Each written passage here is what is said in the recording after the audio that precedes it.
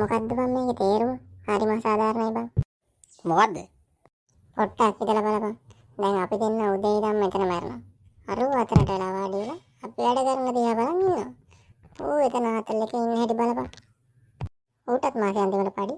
අපිටත් මෙතන මැරිලා මාසේ අන්තිමට පඩි. මොකද්ද බං මේකේ තේරුම? හරිම අසාධාරණයි බං. ඔව් නේද බං? උඹ ගිහින් උගෙන් අහපන්කෝ. කමක් නැද්ද?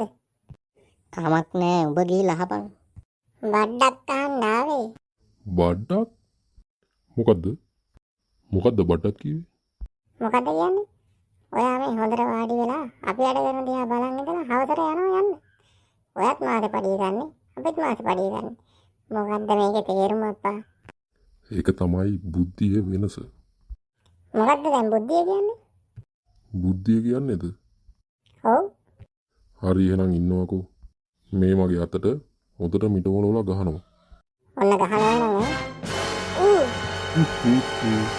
මොකෝ අර කියන්නේ?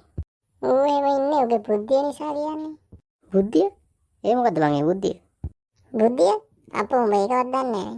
හිතාංග මං කියලා දෙන්නේ. ගාපන් මගේ අතට. ඔව් අම්මෝ. දැන් තේරුණා නේ උඹට බුද්ධිය කියන්නේ මොකද්ද කියලා?